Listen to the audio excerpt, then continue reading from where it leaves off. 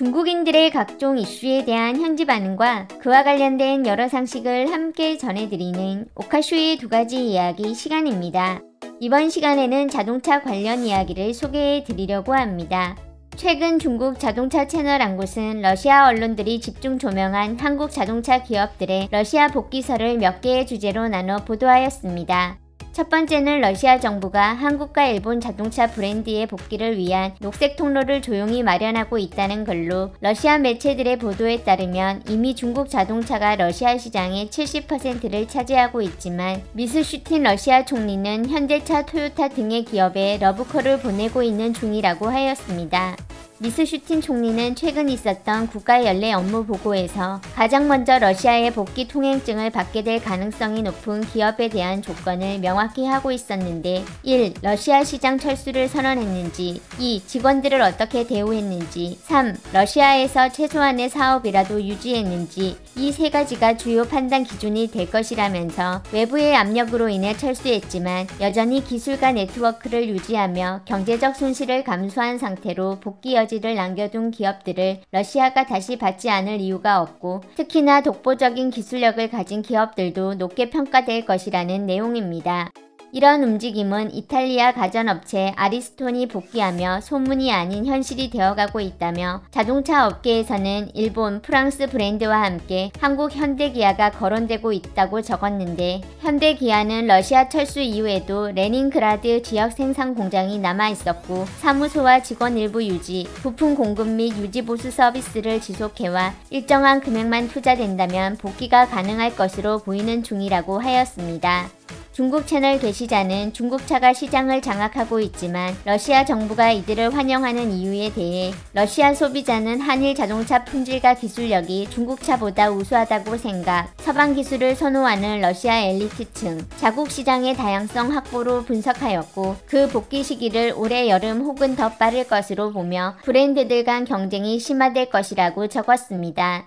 다음 글에서는 현대자동차의 상트페테르부르크 공장 소유권에 대해 이야기하며 현대는 과거 단돈 1만 루블의 공장을 매각했으나 2025년 말까지 재매입 선택권을 계약에 넣은 것은 제재 리스크를 피하기 위한 전략적 철수와 향후 복귀를 염두에 둔 포석인 것으로 최근 현대모비스와 현대제철이 러시아 취업 사이트에 기술직 채용 공고를 낸 사실이 확인돼 공급망 복구의 신호탄으로 여겨지는 중이라고 하였습니다.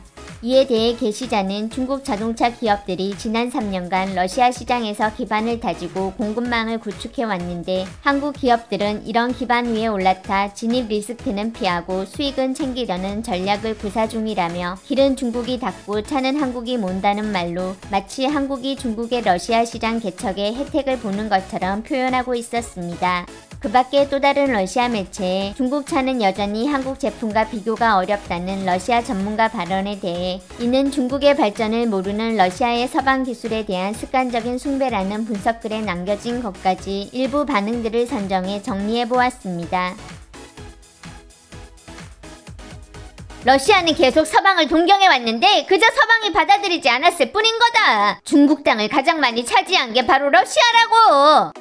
중국 자동차 기업들은 진지하게 반성해야 된다. 자신의 부족한 점을 찾고 개선해야지 무작정 소비자를 비난하면 안 되는 거임.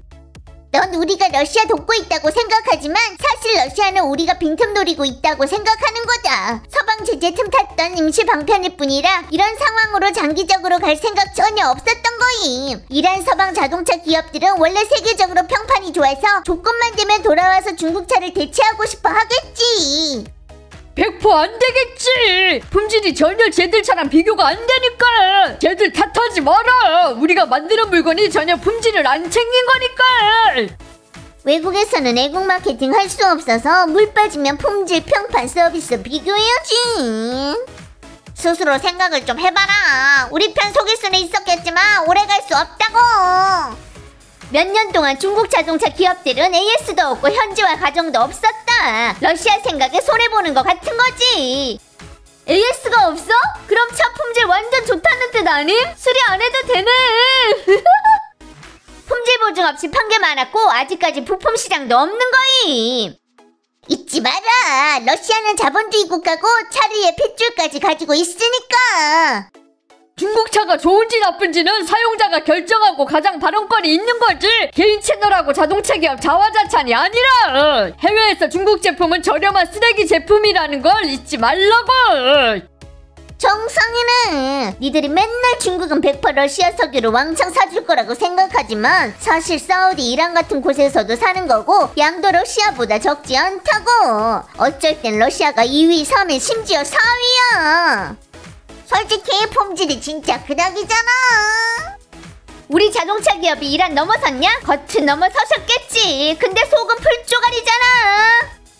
러시아가 싼 게 빚이 떡이란다. 역사가 우리한테 알려주고 있다. 북극곰은 영원히 신용할 가치가 없다고. 이란 제재 해제 유도 발언일 뿐이야. 소련 해체 원인을 찾았다. 한국은 러시아 제재 안 하는 거야? 러우 전쟁 전에 러시아에서 한국차는 마치 폭스바겐이 중국 시장에서처럼 신과 같은 존재였다. 품질이 그닥이라서 그런 거잖아. 뭔 소리를 하고 다 헛거야. 한국은 아직도 제린스키 도와서 155mm 포탄 생산하고 있구만. 이건 러시아한테 번 돈으로 우크라이나 보조한다는 건데 러시아는 한국 포탄이 얼마나 많은 러시아 병사들한테 피해 끼쳤나 잘 따져봐라. 거기다 한국은 폴란드 전차도 지원했어. 핵심은 러시아 사람들이 눈 올 때 석탄 준 사람을 좋아하는지 아니 몸을 빠졌을 때 돌 던지는 사람을 좋아하냐는 거지. 한 번도 한국 물건 산 적 없다. 제대로 바라본 적조차 없음. 지금 한국차 사는 사람 갈수록 많잖아. 그 누구도 바보가 아닌 거다. 한국 자동차는 진짜로 쓰레기의 품질 완전 딸림. 가전제품도 그닥인데 몇 년 전에 산 삼성TV는 지 혼자 불러서 집 태워먹을 뻔함. 으이구.